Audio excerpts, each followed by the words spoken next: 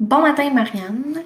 J'espère que tu vas bien. Alors, aujourd'hui, tu as deux cours, fait un cours de maths, un cours de sciences.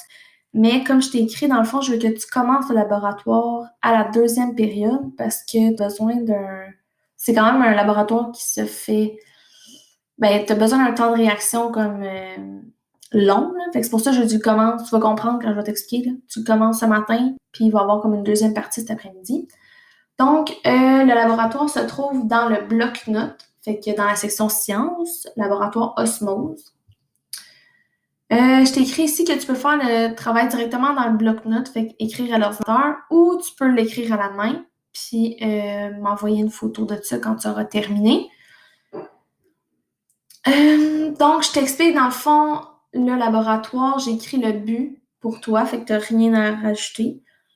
Tu vas devoir observer et expliquer le processus d'osmose avec une pomme de terre dans laquelle on perce deux trous. Fait que dans un des trous, on va mettre de l'eau, puis dans l'autre trou, on va mettre du sel de table.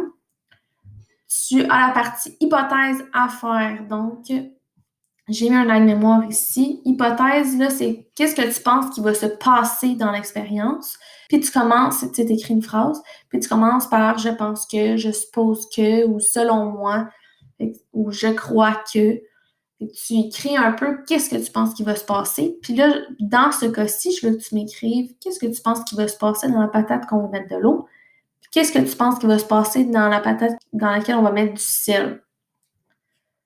Tu dois faire l'hypothèse pour ce laboratoire-là. Fait que ça, tu dois le faire avant de commencer n'importe quelle partie. Fait que c'est la première chose que tu fais. Après ça, section matérielle, c'est vide, j'ai fait exprès. Tu vas devoir remplir cette section-là. Puis comment tu fais pour savoir qu'est-ce que tu as besoin? Tu vas aller lire la section manipulation qui est comme les étapes que tu as à faire. Donc, dans le matériel, tu dois m'écrire tout ce que tu as besoin pour faire ce laboratoire-là.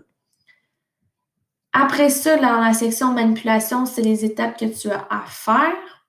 Je t'ai écrit ici, fais attention avec le couteau pour ne pas te couper, parce que si tu te coupes un doigt, je ne peux pas te sauver.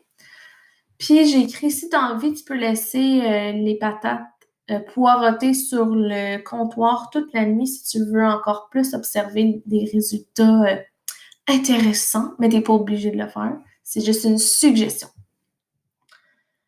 Ce laboratoire-là comporte trois phases d'observation. Fait que je veux que tu me décrives à trois moments différents comment sont les patates. Mais je dis les patates, mais c'est une patate coupée en deux, là. Je veux que tu me décrives, mettons, la patate qui a l'eau dedans. Est-ce qu'elle a une couleur particulière? Est-ce qu'elle change de grosseur, de texture? Est-ce qu'elle s'émiette? Fait que tu me décris la patate. Puis tu fais la même chose avec celle qui a du sel. Et tu dois le faire en 3 temps. Ça veut dire que tout de suite après avoir mis l'eau et le sel dans les trous de patates, là, tu m'écris l'heure approximative que tu fais l'observation, puis tu me décris les patates. Après ça, à peu près 1 heure après la première observation, tu fais la deuxième observation, puis encore là, tu me décris la patate. Puis à peu près 2 heures et demie après la manipulation, tu me décris encore les patates. Puis là, j'ai mis environ 2 heures et demie, environ 1 heure. C'est pas grave si c'est pas exactement pile à l'heure, là. C'est environ. Après ça, tu as la section analyse des résultats à faire. Fait que tu as 3 questions à répondre. La première question, je veux que tu me décrives qu'est-ce qui s'est passé dans la patate qui avait de l'eau. Tu accompagnes ton explication avec un dessin. Fait que tu m'expliques en mots, puis tu me dessines qu'est-ce qui s'est passé. Tu fais la même chose avec la patate qui contient du sel.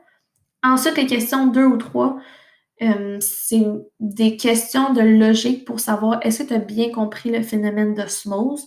Donc, si tu ne te rappelles pas c'est quoi l'osmose, je l'avais déjà expliqué en classe, mais tu peux utiliser ton livre pour retourner lire la théorie. Mais sinon, tu ne trouveras pas les réponses dans ton livre. C'est vraiment des questions plus de logique. Et finalement, tu as la section conclusion à faire. Donc, tu dois me dire d'abord, est-ce que ton hypothèse était bonne? Fait est-ce que tu confirmes ton hypothèse ou tu l'infirmes? Même si tu dis non, mon hypothèse n'était pas bonne, c'est pas grave, là. Mais tu dois m'expliquer pourquoi qu'elle est bonne ou qu'elle n'est pas bonne. Et tu dois me faire un lien avec l'expérience que tu viens de faire. Donc, tu dis mon hypothèse est bonne ou non. Tu expliques pourquoi en faisant un lien avec l'expérience que tu viens de faire. Donc, moi, ce que je te suggère de faire pour la P2, c'est faire ton hypothèse, faire l'étape des manipulations, ensuite, première observation des résultats, puis à la fin de la deuxième période, à la P2, là, je pense, tu pourras faire la deuxième observation, puis après ça, à la P4, fait qu'au vrai cours de sciences, là, tu pourras faire tout le reste. Ça, c'est ma suggestion. Fait que c'est sûr que le laboratoire, oui, tu le commences à la P2, mais après ça, tu as du temps de lousse. Fait que moi, je m'attends à ce que tu fasses des mathématiques pendant ce temps-là. Fait que tu prépares tes patates, tu décris ta patate. Après ça, j'ai oublié de dire, tu fais ton hypothèse, bien sûr, en premier. Fait que, hypothèse, tu prépares les patates, tu observes tes patates. Après ça, tu as du temps de lousse, fait que tu fais des mathématiques. Et je vais t'expliquer la théorie des mathématiques aujourd'hui. Donc, c'est écrit encore une fois dans ton bloc-notes, dans la section exercice. Et je t'ai écrit de commencer les pages 139 à 148. Tu as dans le fond le cours d'aujourd'hui et demain pour faire les pages 139 à 148. Donc, aujourd'hui, tu en fais le plus possible avec le temps que tu as. Puis demain, tu fais le reste. Je t'explique la théorie à la page 139. Dans le fond, on est encore dans l'algèbre, bien sûr. Et ce que tu vas devoir faire, grosso modo, c'est de traduire des situations écrites en phrases mathématiques, algébriques. Puis après ça, tu vas devoir les résoudre. Donc là, on te fait un exemple ici. Moi, je vais en faire un avec toi. Mais à la page 139, qu'est-ce qui peut t'aider? C'est des mots-clés qui peuvent te donner des indices par rapport aux opérations que tu dois faire. Tu sais, des mots qui veulent dire addition ou soustraction, multiplication, division. Ça peut t'aider pour trouver, dans le fond, les phrases mathématiques que tu as à faire. Je vais te faire 2 exemples avec toi. Fait que, un exemple à la page 140, numéro 1A. Donc, traduis chacun des énoncés suivants par une équation. Résous-la ensuite. La somme de A et de 3 est 35. Fait que somme, c'est une addition. Là, ce qu'on dit ici, c'est la somme de A et de 3. Fait que A plus 3, c'est ça que ça veut dire. La somme de ces deux nombres, de A et de 3, une variable et un nombre, c'est 35. Cette petite phrase-là ici, je la traduis en phrase mathématique, qui est ça ici. Et ensuite, on cherche la valeur de A. Fait que là, on retourne dans le principe de la balance. Fait que ce que je fais d'un bord, je fais de l'autre. Mais mon but, c'est d'avoir mon A tout seul. Fait que là, mon A, on a ajouté un 3, fait que je veux l'enlever. Je fais l'opération inverse, une soustraction, moins 3. Ce que je fais d'un bord, je fais de l'autre. Et ça me donne A est égal à, fait que là, j'ai comme enlevé ça ici, 32.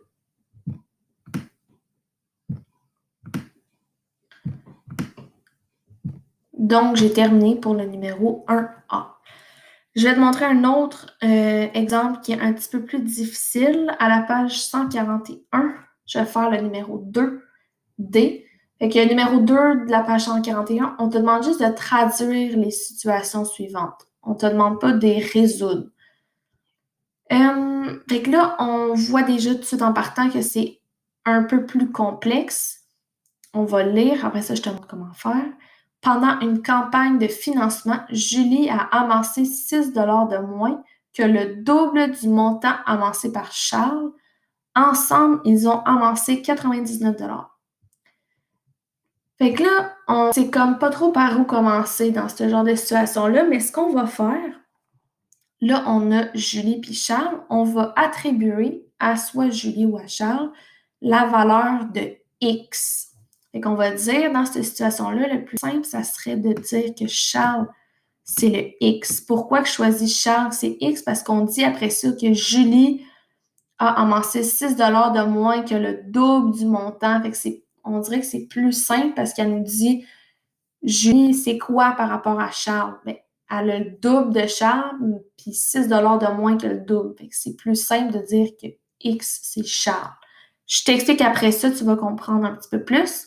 Fait que si on dit que X, c'est Charles, Julie, elle a amassé 6 de moins que le double de Charles. Fait qu'elle a ramassé 2 fois plus que Charles, avec 2X. Puis elle a amassé 6 de moins que le double, fait que moins 6. Fait que Julie, c'est dans le fond 2X moins 6. C'est le double de Charles, moins 6. Puis là, ça dit ensemble, ils ont amassé 99 $. Fait que j'ajoute tout ça ensemble. X plus 2X